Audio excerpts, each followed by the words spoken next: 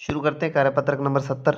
इसमें हम सीखेंगे एलसीएम और एचसीएफ निकालना अभाज्य गुणनखंड और भाग विधि से। ठीक है, भाग विधि से हम लघुत्तम समापवर्तक और अभाज्य गुणनखंड विधि से हम महत्तम समापवर्तक निकालना सीखेंगे। पिछले कार्यपत्रक में हमने एलसीएम और एचसीएफ निकालने सीखे थे। तो पहले जो विधि हम यूज़ कर रहे थे वो थी एलसीएम के लिए हम क्या निकालते थे, सबसे छोटा समान गुणज निकालते थे। ठीक है, लीस्ट कॉमन मल्टीपल, एलसीएम का फुल फॉर्म यही है। और एचसीएफ निकालने के लिए हम क्या करते थे, सबसे बड़ा समान गुणनखंड लेते थे। ठीक है, हाईएस्ट कॉमन फैक्टर। तो वो पिछले कार्यपत्रक में हमने किए 69 में। तो 70 में हम अन्य विधियों से निकालते हैं। पहला प्रश्न देखिए, भाग विधि द्वारा 12, 14 और 18 का लघुत्तम समापवर्तक ज्ञात कीजिए। इसमें पहला प्रश्न किया हुआ है, सेकंड देखेंगे। तो इसमें सबसे पहले आप जैसे मैंने 2 का भाग दिया है, 2 का भाग जा रहा था 88 और 132 में, तो कितनी बार जाएगा, 2 का भाग देने का मतलब है आधे कर दीजिए। 88 में गया 44, 132 में गया 66, 77 में जाता नहीं, सेम का सेम वैसे ही उतार देंगे।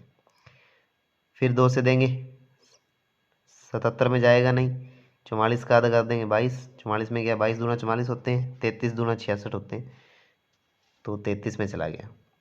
उसके बाद फिर से 2 से जा रहा है 77, वैसे का वैसे ही 22 में जाएगा 11 बार, फिर 33 वैसे का वैसे ही, क्योंकि 33 में 2 का भाग नहीं जाएगा। उसके बाद हम 3 से देखते हैं, 3 से 77 में नहीं जाएगा, 11 में नहीं जाएगा और 33 में जाएगा 11 बार, 11 3 33 होते हैं। अब देखेंगे 7 से जा रहा है, ये 7 है, 11 7 77 होता है, और ये 11 आ गया, ये भी 11 आ गया। लास्ट में किससे जाएगा, 11 से जाएगा, यहाँ आ जाएगा 1 1 और 1।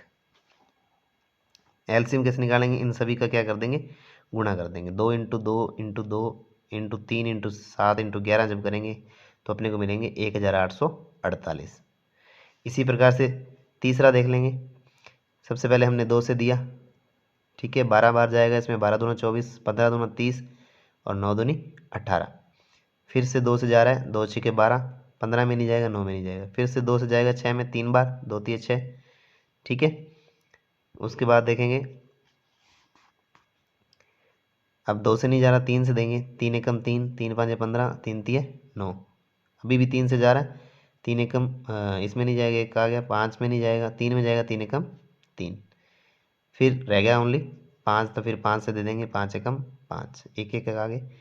इसके बाद हमने क्या किया, इन सभी का क्या कर दिया, गुणा। एलसीएम क्या होता है, इन जो गुणनखंड आए हैं इनका गुणा कर दीजिए। 2 इंटू 2 इंटू 2, इन सभी का जब आपस में गुणा करेंगे तो ये होगी 2 दूनी 4 दूनी 8, 8 3 24, 24 3 72, 72 इंटू 5 करेंगे तो आ जाएगा 360। नेक्स्ट देखेंगे,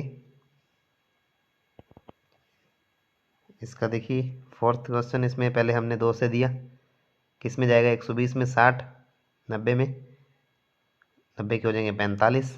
फिर 2 से जा रहा है 60 में, 30 दूनी 60, बाकी इसमें नहीं जा रहा, इसमें नहीं जा रहा। फिर से 2 से देंगे, इसमें नहीं जा रहा लेकिन इसमें जा रहा है 15 बार, 15 दूना 30।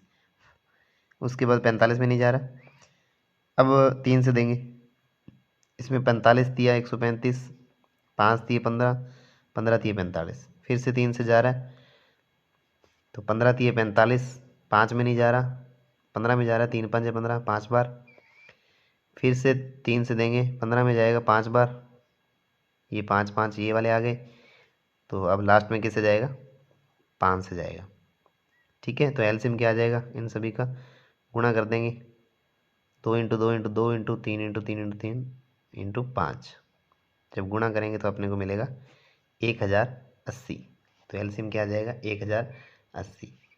पाँचवां देखिए, पाँचवां एक रफ पेज पे करते हैं।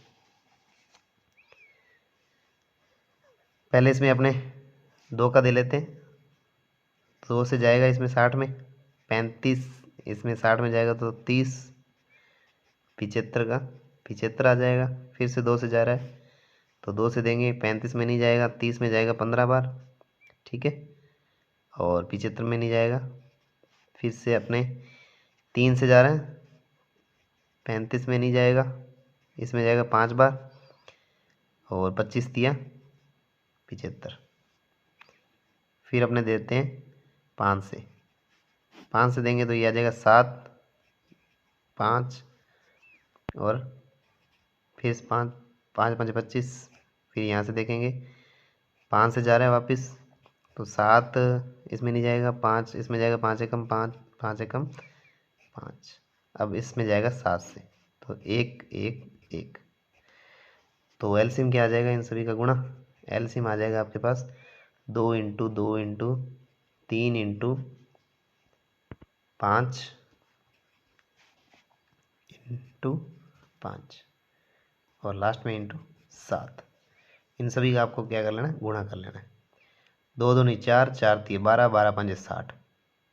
तो यहाँ तक तो हो गए 60, 60 पंजे 300, 6 पंजे 30, 300। तो ये हो गया 300 इंटू 7, 7 ये 21, तो कितने आ जाएंगे? 2100, 2100। छठे का निकालेंगे। देखिए पहले 2 से देते हैं, 2 से इसमें देंगे तो इसमें आ जाएंगे 10, 25 इसमें नहीं जाएगा, 125 इसमें नहीं जाएगा, फिर से 2 से जा रहा है, 2 पंजे 10, 25 इसमें नहीं जाएगा, 125 इसमें भी नहीं जाएगा। अब देखें 3 से भी नहीं जा रहा है किसी में, 5 से देंगे, 5 एकम 5, 5 पंजे 25, ठीक है, 25 पंजे 125। फिर से 5 से जाएगा, 1 1 और 5, फिर से 5 में जाएगा, ठीक है, लास्ट में बचेंगे 1 1 और 1। तो गुणा करना है आपको, 2 into 2 into 5 into 5 into 5। LCM क्या आ जाएगा? चलिए गुणा कर लीजिए। 5 पंजे 25, 25 पंजे 125, 125 का डबल 250, 250 का डबल 500। यहाँ से इधर से देखें तो 2 दूनी 4, 4 पंजे 20, 20 पंजे 100, 100 पंजे 500, ठीक है। तो कितना आ जाएगा? 500 एलसीएम आ जाएगा। उन सवालों को मैंने यहाँ भी लिख दिया है, तो आप यहाँ से भी देख सकते हैं। आगे देखते हैं प्रश्न संख्या 2। इसमें अपन को निकालना है महत्तम समापवर्तक अभाज्य गुणनखंड की विधि से ज्ञात करें। इसमें आपको एचसीएफ निकालना है और अभाज्य गुणनखंड विधि से निकालना है। चलिए देखते हैं, एक सवाल आपके यहाँ किया हुआ है। सेकंड देखिए 16 और 24 का निकालना है। एचसीएफ निकालने के लिए आपको संख्याओं को अलग अलग उनके अभाज्य गुणनखंड कर लेने हैं, फिर जो उनका कॉमन गुणनखंड है उनको आपस में गुणा कर देना है, वही क्या होगा? एचसीएफ होगा। चलिए शुरू करते हैं। एक सवाल यहाँ किया है, इसको आप इसकी सहायता से समझ सकते हैं। पहले हमने 16 ले लिया, इधर हमने ले लिया 24। चलिए पहले 16 का कर लेते हैं। 2 से जाएगा 8 बार, फिर 2 से जाएगा 4 बार। सबसे पहले आपसे 2 से देना है, फिर 3 से, फिर 5 से, 7 से। अभाज्य संख्याओं से आपने इसमें भाग देने हैं। तो फिर 2 से जाएगा 2 बार, फिर 2 से जाएगा 1 बार। तो इसके अभाज्य गुणनखंड क्या बन जाएंगे? 2 इंटू 2 इंटू 2 इंटू 2, ठीक है। अभी 24 के देख लेते हैं। 24 के कैसे करेंगे? 2 से जा रहा है भाई 12 बार, फिर 2 से जा रहा है 6 बार, 2 से जा रहा है 3 बार, अब 2 से नहीं जाएगा, 3 से जाएगा 1 बार। तो इसके 24 के आगे अपने पास 2 इंटू 2 इंटू 2 इंटू 3। तो इनके जो कॉमन गुणनखंड है वो आपको लिख लेने। तो देख लीजिए, इसमें देखो ये दो कॉमन है, इसमें भी 2 है, इसमें भी 2 है, इसमें भी ये 2 है और इसमें भी 2 है, लेकिन जो लास्ट वाला 3 है वो इसमें नहीं है, तो उसको आपको छोड़ देना है। तो एचसीएफ क्या आ जाएगा? एचसीएफ आ जाएगा आपका 2 इंटू 2 इंटू 2। 3 2 यहाँ पर कॉमन आए हैं, तो एचसीएफ क्या आ जाएगा? 2 इंटू 2 इंटू 2 करेंगे तो 8 आ जाएगा, ठीक है। अगला प्रश्न देखते हैं। 42 49 और 63 का एचसीएफ निकालना है। तो सबसे पहले अपने इधर निकाल लेते हैं 42 के। 42 के गुणनखंड करेंगे तो 2 से दिया तो 21, फिर 2 से नहीं जाएगा, 3 से जाएगा 7 बार, 7 से जाएगा 1 बार। इसी प्रकार से 49 से करेंगे, 49 के आएंगे, 49 में 7 का ही जाएगा, 7 7 49, फिर 7 से जाएगा 1। इसी प्रकार से 63 के कर लेंगे, 63 के क्या आएंगे भी, 2 से नहीं जाएगा, 3 से जाएगा, 21 दिए 63, फिर 3 से जाएगा 7 दिए 21, फिर 7 से जाएगा 1 बार। तब इनके कॉमन गुणनखंड की बात जब हम करेंगे तो इनमें देखिए 2 इसमें है, इसमें नहीं, इसमें नहीं है, 3 इसमें है, इसमें नहीं है, ठीक है। तो इसमें देखिए 7 ही है जो तीनों में है, तो HCF क्या आ जाएगा, 1 7 आ जाएगा, ठीक है। देखिए चौथा प्रश्न, 40 के कर लेते हैं। 2 से दिया 20, 2 से दिया 10 बार, 2 से दिया 5 बार, 5 से भाग देंगे तो 1 बार। 40 के बाद 72 के देखिए,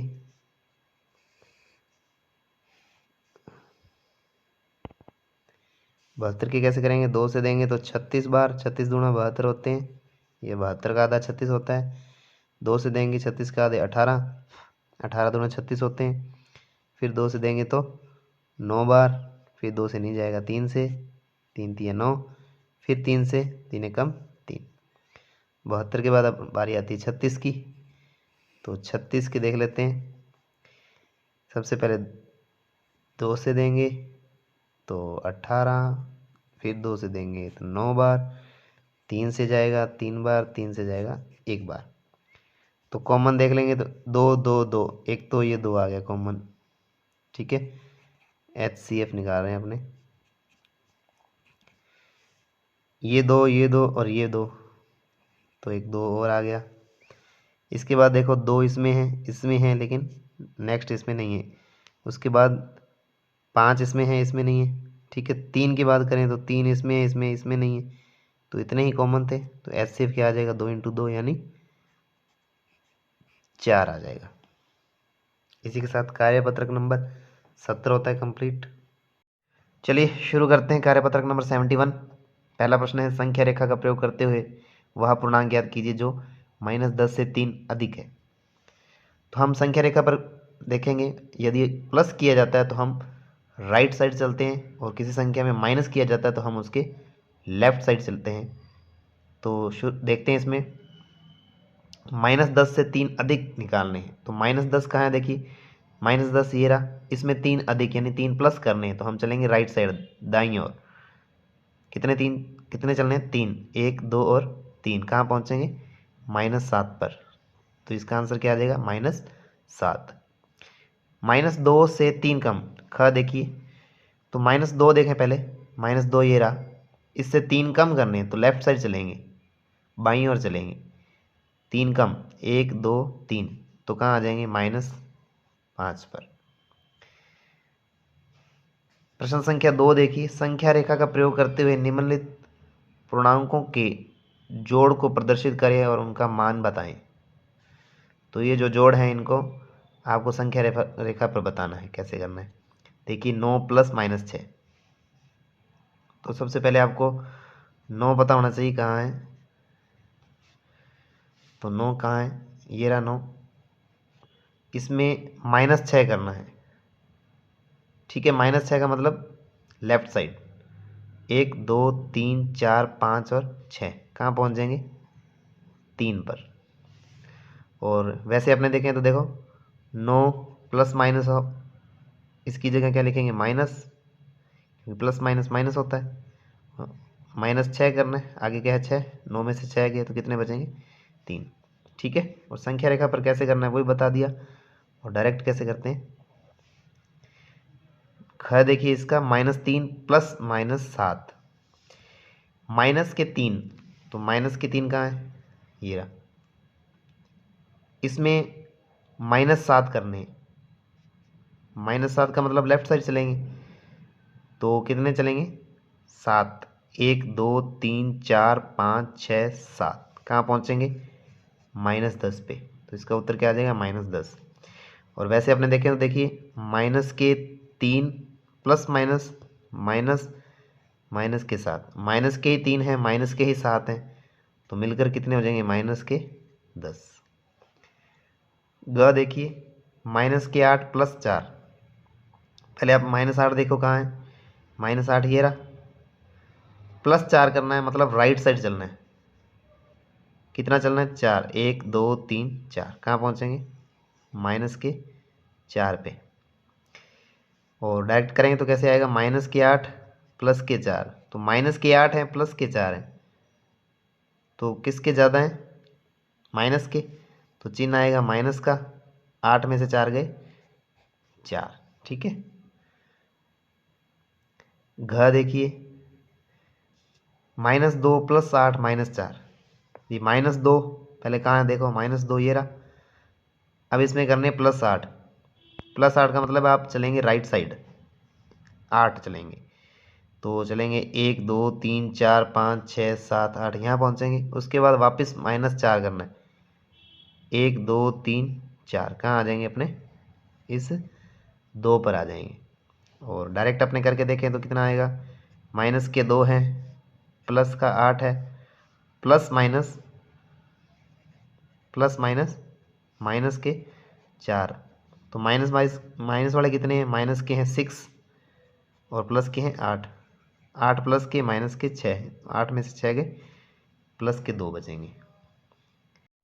आगे देख लेते हैं प्रश्न संख्या 3। दी गई आकृति में एक संख्या रेखा को दिखाया गया है जो पूर्णांक को निरूपित करती है। इस रेखा को देखकर निम्नलिखित बिंदुओं के स्थान ज्ञात कीजिए। क देखिए यदि बिंदु डी पूर्णांक +8 है तो -8 वाला बिंदु कौन सा है। ठीक है, यहाँ प्लस लिखा हुआ है, माइनस कर लेना आप, मिस प्रिंट है।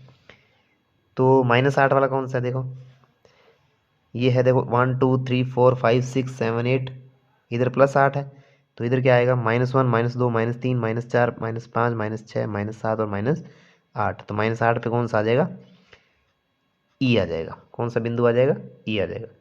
बिंदु ए धनात्मक पूर्णांक है या ऋणात्मक, 0 से इधर वाले धनात्मक है, 0 से पीछे वाले ऋणात्मक है, तो ए इस तरफ है धनात्मक है, तो कौन सा पूर्णांक है, धनात्मक पूर्णांक।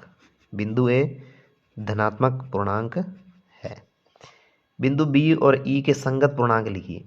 तो बिंदु बी 1 2 3 4, बिंदु बी कितना है +4, और बिंदु ई देखना है, बिंदु ई अभी हमने देखा था -8, बिंदु ई कितना है -8 पर है। बिंदु ये मिस प्रिंट हुए हुए, मान लो इसमें से बिंदु कोई जी या कोई किसी बिंदु के बारे में पूछ रहा है, यहाँ से जी के बारे में अपने मान लेते हैं कि जी के बारे में पूछ रहे हैं। जी धनात्मक पूर्णांक है या ऋणात्मक, तो जी देखेंगे 0 से लेफ्ट साइड में है, तो ये क्या है ऋणात्मक पूर्णांक है, तो जी क्या है एक ऋणात्मक पूर्णांक है। ठीक है, इसी के साथ कार्यपत्रक 71 होता है कंप्लीट। तो नेक्स्ट है आपके कार्यपत्रक नंबर 72। पहला प्रश्न है रिक्त स्थानों की पूर्ति कीजिए। तो यहाँ -438 है, इसमें किसका भाग दिया जाए, भाग का निशान है कि वह 1 आए, तो सेम संख्या होने पर भाग देने पर 1 आता है, तो यहाँ क्या आएगा -438 ही आएगा। सेकंड देखिए किसका भाग दिया जाए, यहाँ पे क्या संख्या लिखें कि 5 का भाग लगाने पर -3 आए, तो ये माइनस की नहीं है, माइनस लाने के लिए दोनों में से कोई संख्या एक माइनस की होनी चाहिए, तो संख्या तो यहाँ आएगी माइनस की, ये तो है नहीं, तो इसको माइनस की लेनी पड़ेगी। और 5 तो ये 15 होते हैं, ठीक है, 15 में 5 का भाग लगाएंगे तो -3 आएगा। तो -12 गुणा -6, माइनस का जब संख्या का गुणा माइनस की संख्या से होता है तो संख्या प्लस की हो जाती है। ठीक है, प्लस की लिखो चाहे निशान लगाओ चाहे नहीं लगाओ, एक ही बात है। 12 छक्के कितने होते हैं 72। ठीक है, सीधे 72 भी लिख सकते हो आप। फोर्थ देखिए 0 में भाग ए का लगाएंगे तो क्या आएगा, तो 0 में कोई भी संख्या का भाग लगाया जाए तो हमेशा 0 ही आती है। प्रश्न संख्या 2 देखें, 107 माइनस के और भाग 107, तो 107 में जब 107 का भाग लगाएंगे तो उत्तर तो आपका 1 आएगा, लेकिन अब एक संख्या माइनस की है, अगर दोनों माइनस की होती फिर तो प्लस आता, तो 1 माइनस की है तो माइनस 7 में आएगा। नेक्स्ट देखिए माइनस के 3, पहले देखिए पहले ब्रैकेट सोल्व करेंगे अपने, पहले ब्रैकेट सोल्व कर लेते हैं। माइनस के 3 प्लस के 2, तो किसके बच गए, माइनस के 1, यहाँ बच गया माइनस के 1 भाग, इधर बच गया माइनस के 2 प्लस का 1, यहाँ भी किसका बच गया, 2 में से 1 गया, 1 किसके, माइनस के ज़्यादा है तो माइनस का 1 बच गया। माइनस के 1 में भाग देंगे माइनस का 1 सेम संख्या में, उसी संख्या का भाग देते हैं तो किस संख्या में, उसी संख्या का भाग देने पर हमेशा क्या आता है, 1 आता है। अब तीसरा प्रश्न देखें, माइनस के 36 माइनस के 9, ठीक है, तो माइनस के 36 बटा माइनस के 9 लिख सकते हैं, इसको ऐसे भी लिख सकते हैं, माइनस से माइनस क्या हो जाएगा, कैंसिल, ठीक है, और 9 चौके 36, कितना आएगा, 4। अब 3 संख्याओं का गुणा करना है जिसमें 2 माइनस की हैं, 2 बार माइनस आ रहा है तो माइनस इंटू माइनस संख्या तो प्लस की बन जाएगी, ठीक है, प्लस का लिखो चाहे चिन्ह लगाओ चाहे नहीं लगाओ, एक ही बात है। 5 दिए 15, 15 चौके 60, गुणा करेंगे संख्याओं का, 5 दिए 15, 15 चौके 60, चाहे ऐसे कर लीजिए, 4 दिए 12, 12 पंजे 60, तो प्लस के बचेंगे 60। तीसरा प्रश्न देखेंगे, प्रश्न संख्या 3 देखिए, दिए गए कथन सत्य है या असत्य बताइए। पूर्णांकों के योग के लिए क्रम विनिमय का नियम संतुष्ट होता है। पूर्णांकों का योग मतलब दो पूर्णांक ले लिए, जैसे -3 और +2 ले लीजिए, या 4 और 2 ले लो भाई, 4 में 2 जोड़ेंगे तो 6 आता है, क्रम बदल के 2 में 4 जोड़ें तो भी क्या आता है, 6 आता है। कोई भी दो संख्याएं ले सकते हो आप, ठीक है। पूर्णांकों के लिए योग हमें जब क्रम बदल के आप करोगे तो हमेशा सेम आता है, इसलिए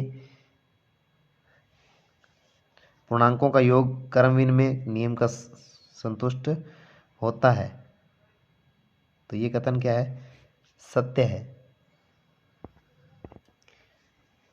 पूर्णांकों का योग क्रम बदलने पर सेम होता है, क्रम विनिमय का मतलब है आप क्रम बदल के चेक करेंगे तो सेम उत्तर आना चाहिए। 4 में 2 जोड़ा 6 आ रहा है, 2 में 4 जोड़े तो भी क्या आ रहा है, 6 आ रहा है, तो इसलिए ये कथन क्या है, सत्य है। किसी पूर्ण संख्या में शून्य को जोड़ने पर वही पूर्ण संख्या प्राप्त होती है। तो किसी भी पूर्ण संख्या में हम शून्य जोड़ें तो वही पूर्ण संख्या प्राप्त होती है, सही कथन है। जैसे 5 में 0 जोड़ेंगे तो 5 ही आएगा, -3 में 0 जोड़ेंगे तो -3 ही आएगा, तो ये कथन भी क्या है, सत्य है। क्या -3 में -1 का भाग लगाएंगे तो 0 आएगा, नहीं, 0 नहीं आएगा, क्या आएगा, 23 आएगा।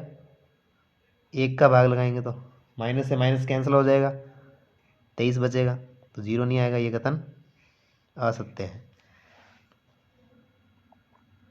पूर्ण संख्याओं के लिए 0 गुणात्मक तत्समक है। अब तत्समक अवयव क्या होता है, तत्समक अवयव योग के लिए अलग होता है, गुणा के लिए अलग होता है। हम यहाँ पे गुणात्मक तत्समक की बात कर रहे हैं।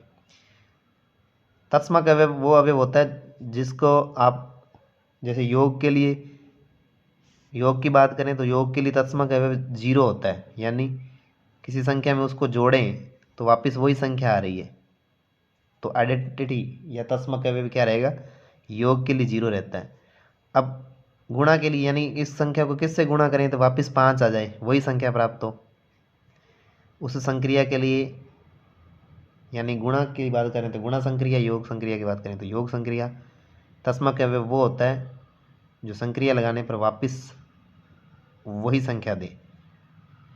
तो 5 को किससे गुणा करें, 1 से गुणा करें तो क्या आएगा, 5। तो गुणात्मक तत्समक क्या होता है, 1 होता है, और योज्य तत्समक क्या होता है, 0 होता है। तो गुणात्मक तत्समक पूर्ण संख्याओं के लिए 0 है क्या, नहीं है, 1 होता है। 0 तो किसके लिए है, योज्य तत्समक है, योग के लिए है, तो ये कथन भी क्या है, असत्य है। नेक्स्ट देखिए चौथा प्रश्न, यदि दोपहर 12 बजे तापमान 0 से 5 डिग्री ऊपर था, ठीक है, 0 से 5 डिग्री ऊपर था, यानी कितना था, +5। यदि यह आधी रात तक 2 डिग्री सेल्सियस प्रति घंटे की दर से कम होता है, दोपहर 12 बजे तो 5 डिग्री सेल्सियस था, 0 से ऊपर था, यानी +5 डिग्री सेल्सियस था। यदि यह आधी रात तक 2 डिग्री सेल्सियस प्रति घंटे की दर से कम होता जाता है, तो आधी रात को टेम्परेचर कितना होगा, ठीक है, कम होता जाता है, तो कितना कम हो जाता है ये,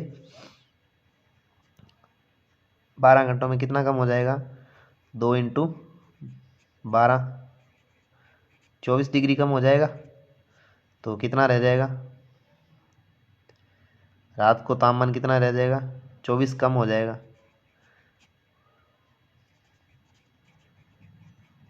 तो कितना रह जाएगा, देखो प्लस के 5 था पहले, 24 कम हो जाएगा तो रह जाएगा कितना डिग्री, 19 डिग्री, -19 डिग्री सेल्सियस। 0 से कितना नीचे चला जाएगा, 19 डिग्री सेल्सियस नीचे चला जाएगा। प्रश्न संख्या 5 देखिए, ऐसे पूर्णांक युग्म लिखिए जिनका योग -6 है। तो जोड़ने पर -6 आना चाहिए, -2 ले लो और -4 ले लो, इन दोनों को जोड़ेंगे तो माइनस के क्या हो जाएंगे, 6 हो जाएंगे। -3 भी ले सकते हैं आप, -8 +2 भी ले सकते हैं, इन दोनों को भी जोड़ेंगे तो -6 बचेंगे। अंतर -15 लाना है, तो यानी छोटी संख्या में से बड़ी संख्या घटाएं तब -15 आएंगे। ऐसे भी देख सकते हो आप, और भी तरीका देख सकते हैं। देखो, यदि मैं 5 ले लूँ और इधर क्या ले लूँ, 20, और 5 में से 20 कम करेंगे तो -15 बचेंगे, ठीक है।